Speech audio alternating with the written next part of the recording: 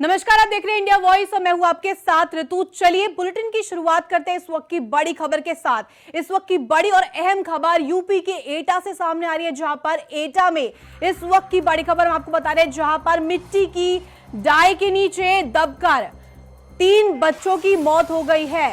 School के बाद घर न पहुंचने पर परिजन ढूंढने निकले थे, जिसके बाद खोजबीन करने पर मिट्टी की जो ढांग के नीचे बच्चे दबे हुए मिले। पुलिस ने तीनों शवों को पोस्टमार्टम के लिए भेजा, जहां पर नया गांव क्षेत्र के फकीरपुरा तमरौरा गांव की यह घटना बताई जा रही है। बड़ी खबर एटा से सामने आई, जहां पर डांग में दबने से स्कूली बच्चों की मौत की खबर आई है। खोजबीन करने पर मिट्टी की ढांग के नीचे दबे हुए मिले बच्चे। पुलिस ने तीनों के जो शव है उनको पोस्टमार्टम के लिए और आगे की जांच के लिए भेज दिया है, जिसके बाद ये साफ हो पाएगा कि आखिर हुआ क्या था।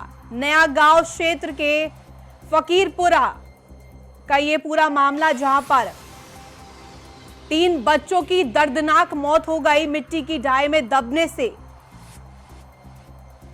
तस्वीरों में आप देख सकते हैं किस तरह से बच्चों की मौत हुई है और स्कूल के बाद घर पहुंचने पर परिजन ने इन्हें ढूंढने निकले थे।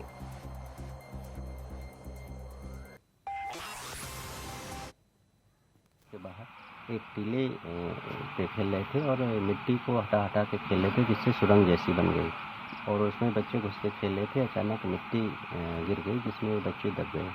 शाम तक पता न चलने पर घर वालों ने उनकी तलाश की और वहाँ पे उनके कपड़े और चप्पल बाहर देखने पे शंका हुई। उसे खोद कर देखा तो उसमें बच्चों मृत अवस्था में पाए गए और इनको पोस्टमार्टम के लिए भेजा गया है और आवश्यक बयान कर रहे हैं। इसी खबर पर ज्यादा जानकारी के साथ हमारे संवाददाता संतोष जुड़ गए। संतोष, जिस तरह से पूरी खबर सामने आई है, एटा में मिट्टी की डाई के नीचे दबकर 3 बच्चों की मौत हो गई है, क्या कुछ अपडेट? अपडेट यह है कि अभी तक तीनों बच्चों के शवों को पोस्टमार्टम के लिए भेजा गया है, जहां पर इनका पोस्टमार्टम किया जा रहा है। हम आपको बता दें, देर रात की पूरी घटना है, जहां पर मिट्टी की ढाई जो गिर गई, जिसमें 3 बच्चे दब गए थे, जिनमें तीनों की दर्दनाक मौत हुई।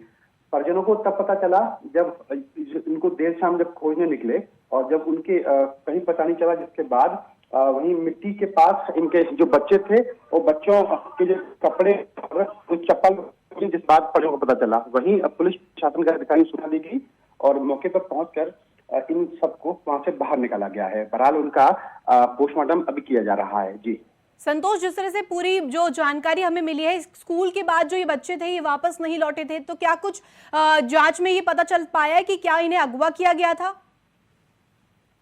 देखिए, पुलिस और प्रशासन के अधिकारियों से हमारी बात हुई है। उनका कहना यह है कि बच्चे खेलने गए हुए थे और जब खेलने स्कूल के बाद गए थे, वहीं जब देर शाम तक इन्हें नहीं लौटे, तो जिसके बाद परिजनों ने जब इनको खोजा तो खोजने के बाद ये पूरा वाकया सामने आया है। बहरहाल जो परिजन स्कूल के बाद ये खेलने चले थे, जिसके बाद घटना सामने। बिल्कुल संतोष, जिस तरह से आपने बताया कि परिजनों ने इसकी शिनाख्त करने के लिए वो लोग निकले, बहुत देर तक जब बच्चे नहीं लौटे, तो ऐसे में आगे जब पोस्टमार्टम के लिए शवों को भेज दिया गया है, ऐसे में परिजनों की क्या मांग है इस पर? देखिए, परिजनों की कोई मांग अभी तक सामने तो नहीं आई है, लेकिन इसमें जो पुलिस और प्रशासन के अधिकारी हैं वो मामले की गंभीरता को देखते हुए पूरे मामले पर नजर बनाए हुए हैं। बहरहाल अभी तक किसी तरह की कोई मांग परिजनों के माध्यम से भी सामने नहीं आई है। जी, छोटे बच्चों के साथ जिस तरह से ये किया गया, 3 जो बच्चे थे, स्कूली बच्चे थे, इनके साथ जो घिनौनी वारदात हुई, इसमें ये जो मिट्टी की ढाई के नीचे दबकर मर गए, ऐसे ही कई ऐसे मामले भी सामने आते हैं। क्या प्रशासन की इसके ऊपर नजर नहीं है? देखिए, निश्चित रूप से प्रशासन की नजर इस पर होनी चाहिए, लेकिन कहीं ना कहीं मामला लोकल अधिकारी हैं, उनकी लापरवाही का जरूर बनता है। अब ऐसे में प्रशासन की जो प्राथमिकता है वो इन सभी को, जो बच्चे हैं, इन सभी को पहले इनके पोषण करके इनके अंतिम संस्कार की है। उसके बाद सवाल जरूर उठते हैं लोकल प्रशासन अधिकारियों के ऊपर, लेकिन आप जानते हैं कि सब लोग अपनी जो जिम्मेदारी से कहीं नजर आए हैं। जी, धन्यवाद संतोष तमाम जानकारी देने के लिए।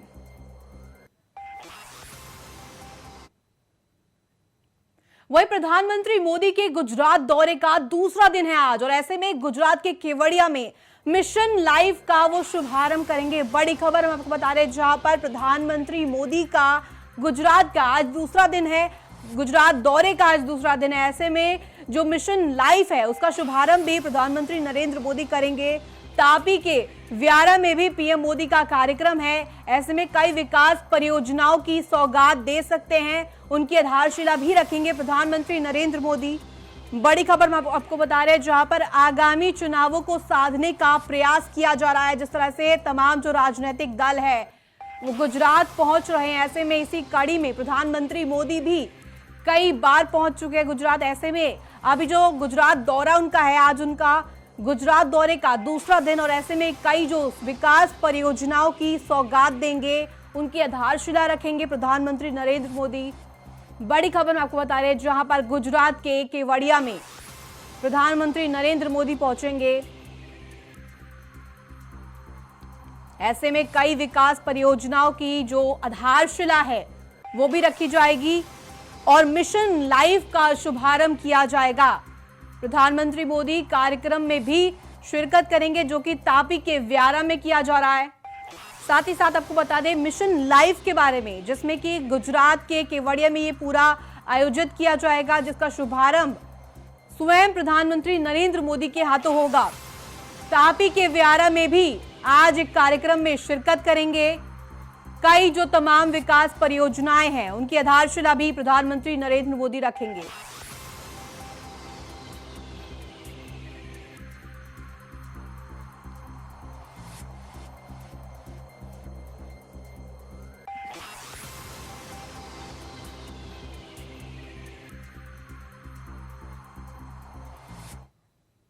वहीं अगली खबर यूपी के प्रयागराज से, जहां आज प्रयागराज के दौरे पर सीएम योगी रहेंगे। ऐसे में आरएसएस प्रमुख मोहन भागवत से मुलाकात भी करेंगे सीएम योगी। बड़ी खबर आपको बता रहे हैं, जहां पर गोहनिया के जयपुरिया कॉलेज में प्रवास कर रहे हैं मोहन भागवत, आरएसएस प्रमुख मोहन भागवत। और ऐसे में 16 से 19 अक्टूबर तक ये जो आरएसएस की बैठक चलेगी, इसमें मोहन भागवत शिरकत कर रहे हैं, शामिल हो रहे हैं। 22 अक्टूबर को प्रयागराज से रवाना होंगे मोहन भागवत। जयपुरिया कॉलेज में जो कि हेलीपैड पर उतरेंगे सीएम योगी, और ऐसे में वहीं पर आरएसएस प्रमुख मोहन भागवत प्रवास कर रहे हैं। करीब 1 घंटे तक संघ प्रमुख से मुलाकात करेंगे सीएम योगी, जिसके बाद सीएम रवाना हो जाएंगे। बड़ी खबर आपको बता रहे हैं, जहां पर यूपी के प्रयागराज में आरएसएस की अहम बैठक चालू है, जिसमें कि हम आपको पूरी जानकारी दे रहे हैं। जयपुरिया कॉलेज में जो हेलीपैड है, आज उसमें उतरेंगे सीएम योगी, जिसके बाद करीब 1 घंटे तक संघ प्रमुख से मुलाकात करेंगे, विमर्श करेंगे, मंथन करेंगे तमाम जो बिंदु है उन पर। और आज प्रयागराज के दौरे पर सीएम योगी।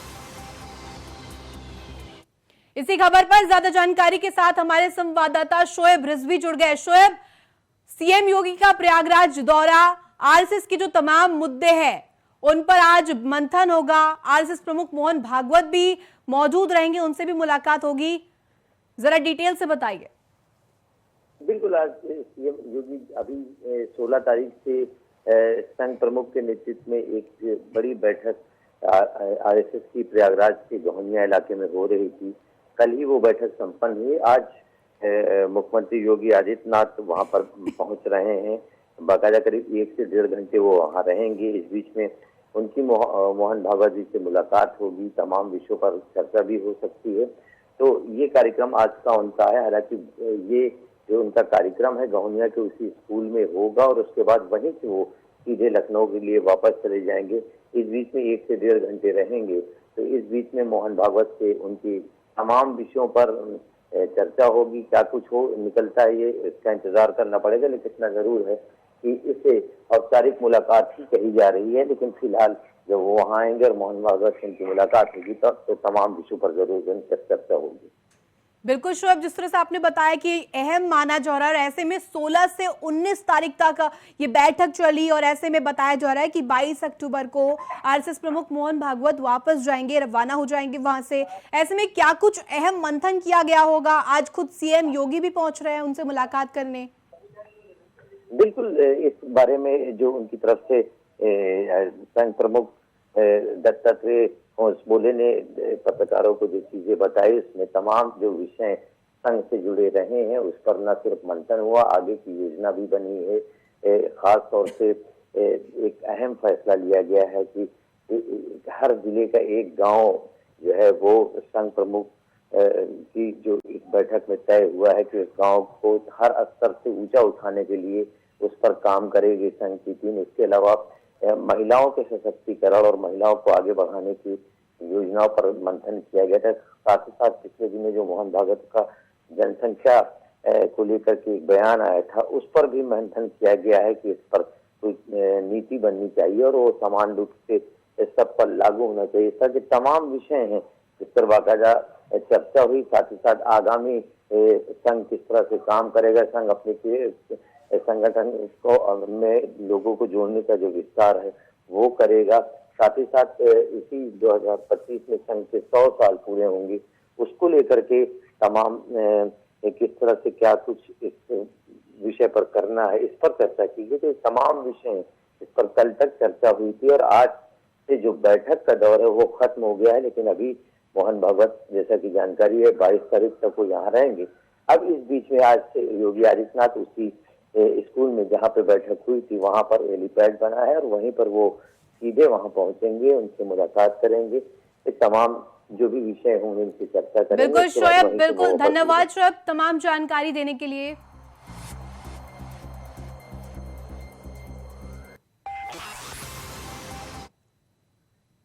वहीं हापुड़ में जैसे जैसे दिवाली का त्योहार पास आ रहा है वैसे वैसे ही नकली और मिलावटी मिठाई बनाने वाले लोगों का कारोबार तेजी से चल रहा है, धड़ल्ले से चल रहा है ये व्यापार और खाद्य विभाग का चैन की नींद नहीं सो पा रही है। ऐसे में हापुड़ के सिंभावली के गांव रैचटी में और धौलाना में गांव सोलाना में जमकर पाउडर से मिलावटी मावा तैयार कर मिलावटी मिठाइयां गंदगी के बीच तैयार की जा रही है। इन मिलावटी मिठाइयों को खाने से अगर पब्लिक बीमार होगी तो आखिर कौन जिम्मेदार होगा। दीपावली का त्योहार नजदीक आने पर खाद्य विभाग के अधिकारी अपने दफ्तरों में आराम फरमा रहे हैं।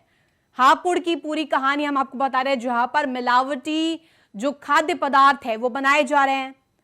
तमाम गंदगी के बीच में त्योहारी सीजन के जो मिठाई बनाई जा रही है, लोगों की सेहत के साथ जिस तरह से खिलवाड़ किया जा रहा है। धड़ल्ले से जो मिलावटी मिठाइयों का कारोबार चल रहा है, मिलावटी मावा तैयार कर मिठाइयां बनाई जा रही है।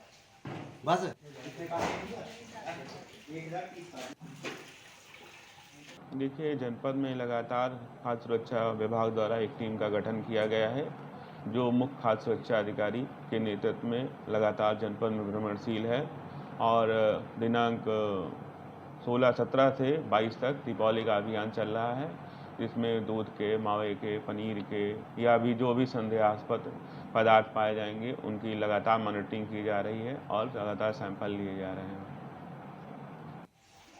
मिलावटी मिठाइयों पर जिस तरह से धड़ल्ले से ये पूरा कारोबार चल रहा है और ऐसे में खाद्य विभाग के अधिकारी अपने दफ्तरों में आराम फरमा रहे हैं, उनकी इस पर नजर बिल्कुल नहीं है। और ऐसे में जो लोगों की सेहत के साथ, जनता की सेहत के साथ जिस तरह से खिलवाड़ किया जा रहा है उस पर प्रशासन की बिल्कुल नजर नहीं है, अनदेखी की जा रही है। और खाद्य विभाग के अधिकारी जो अपने दफ्तरों में आराम फरमा रहे हैं, वो उनको अभी इसकी सुध नहीं है कि दीपावली और अन्य जो त्योहार आने वाले हैं उनमें मिलावटी मिठाइयों की बिक्री और कारोबार किया जा रहा है।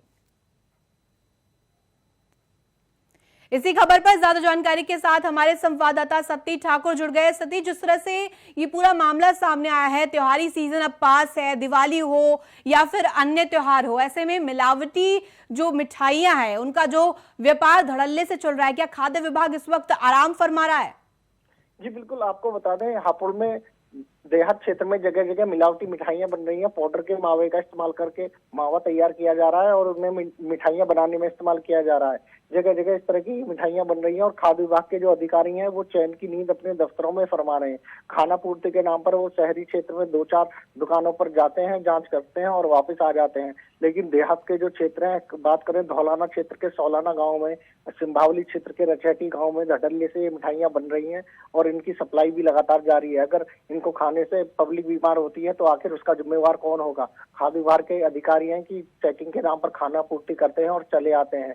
और ये जो मिठाइयां हैं ये नकली मावे से तैयार की जा रही हैं, मिलावटी मावे से तैयार की जा रही हैं। इंडिया वॉइस ने इसमें स्टिंग ऑपरेशन भी किया था हमारी टीम ने। उसमें खुद मावा बनाने वाले बता रहे थे कि दोनों तरह की मिठाइयां मिलती हैं, 1 नंबर की मिठाई भी है, 2 नंबर की मिठाई भी है। कुछ जो सस्ते रेटों पर मिलावटी मिठाइयों की सप्लाई क्षेत्र में जारी है और जिसको खाने के बाद अगर कोई बीमार होता है तो आखिर कौन जिम्मेदार होगा? वहीं खाद्य विभाग के अधिकारी जो महेंद्र श्रीवास्तव है, उनका कहना है कि टीमें जा रही हैं, जांच कर रही हैं, लेकिन जो मिलावटी खोर हैं, मिलावटी मिठाइयां बना रहे हैं, अभी तक कोई भी जिले में गिरफ्तारी नहीं हुई है, ना ही कोई बड़ी खेप अभी जिले में पकड़ी गई है। जी बिल्कुल सतीश, आपने पूरी जानकारी इस पर दी, लेकिन अब मैं पूछना ही चाहूंगी कि जिस तरह से हापुड़ की तस्वीरें हम देख रहे हैं, पाउडर से मावा बनाया जा रहा है, ऐसे में क्या प्रशासन अभी तक इसकी सुध नहीं ले रहा? और ऐसे में प्रशासन अगर इनकी तबीयत खराब होती है, जनता की तबीयत खराब होती है, अभी हम एक कोरोना के पैंडेमिक से तुरंत ही अभी उभर पाए हैं, ऐसे में क्या अब एक नई जो बीमारी जिसमें आगे दिवाली के बाद जो बीमारियां होंगी, इसके लिए प्रशासन जिम्मेदार होगा?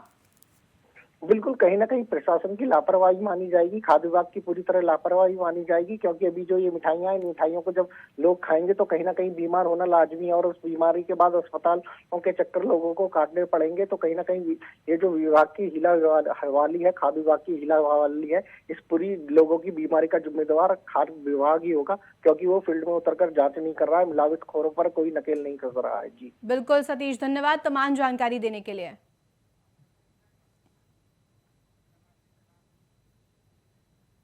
वहीं केदारनाथ में हुए हेलीकॉप्टर हादसे की डीजीसीए ने शुरू कर दी है जांच और ऐसे में डीजीसीए की विशेषज्ञ टीम ने मौके से साक्ष्य जुटाए हैं। बड़ी खबर हम आपको बता रहे, केदारनाथ हादसे में जो हेलीकॉप्टर हादसा हुआ था केदारनाथ में, उसकी डीजीसीए ने विशेषज्ञ टीम मौके पर जो साक्ष्य जो प्रूफ है उसको जुटाने में लग गई है। ऐसे में डीजीसीए की विशेषज्ञ टीम मौके पर पहुंच गई है, ऐसे में साक्ष्य जुटाने में लग गई है। 1 हफ्ते में आ सकती है डीजीसीए की तकनीकी जांच रिपोर्ट।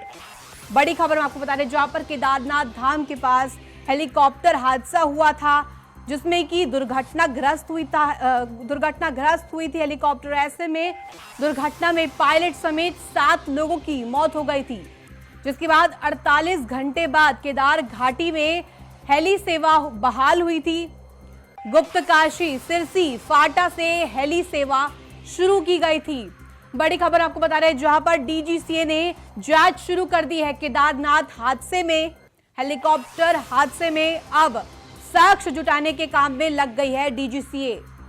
तमाम पहलू पर जांच की जाएगी कि आखिर ऐसे बड़े हादसे, इस बड़े हादसे में क्या कुछ खराबी रही, तकनीकी खराबी रही, जो हेलीकॉप्टर दुर्घटनाग्रस्त हुआ आखिर क्यों हुआ, और ऐसे में जो 7 लोगों की मौत हुई उसमें पायलट समेत 7 लोगों ने अपनी जान गंवा दी। 48 घंटे बाद जो कि सेवाएं बहाल की गई थी, हेली सेवाएं बहाल की गई थी। आपको बता दें तमाम वो जगह गुप्तकाशी, सिरसी, फाटा, यहां से हेली सेवा शुरू कर दी गई। केदारनाथ से हम आपको इस वक्त की बड़ी खबर बता रहे हैं, जहां पर हेलीकॉप्टर हादसे की अब जो कमान है, हादसे की जांच की कमान है, अब डीजीसीए ने अपने हाथों में ले ली है और जो हादसे के साक्ष्य जुटाने में लग गई है डीजीसीए।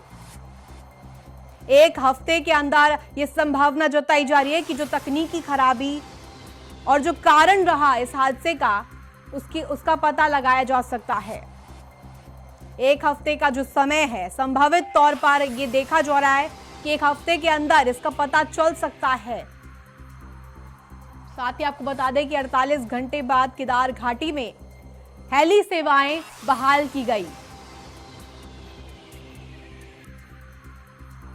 डीजीसीए को पूरी जो जांच की कमान अब दे दी गई है, साक्ष्य जुटाने के काम में डीजीसीए लग गई है।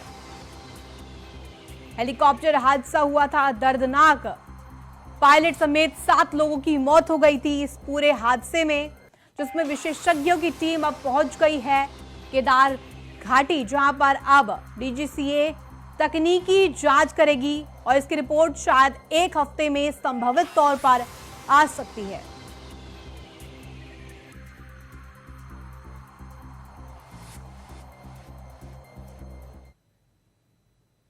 वहीं उत्तर प्रदेश के कानपुर देहात में खाकी को शर्मसार करता एक मामला सामने आया है।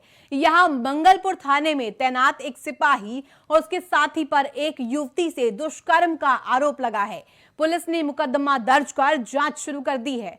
युवती ने दुष्कर्म के बाद शादी का झांसा देने और धमकी देने का भी आरोप लगाया है।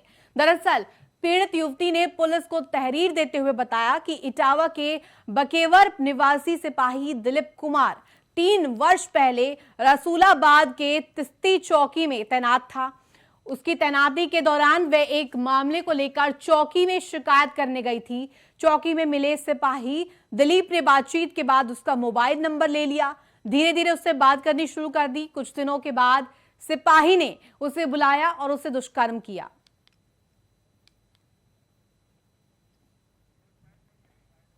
मुकदमा आवेदिका ने अपने एक मित्र विशाल, जो मूल रूप से कानपुर का रहने वाला है, उस पर भी कुछ ऐसे ही आरोप लगाए। वह यह बताया कि विशाल द्वारा उनके कुछ फोटोज और वीडियोस उनके रिश्तेदारों को सर्कुलेट भी किए गए हैं। तत्काल मुकदमे आरोप की गंभीरता को देखते हुए मुकदमा पंजीकृत किया गया। वह 2 टीमों का गठन कर दोनों अभियुक्तों की अरेस्टिंग करी गई है। तो फिलहाल इस बुलेटिन में इतना ही। आप देखते रहिए इंडिया वॉइस। नमस्कार।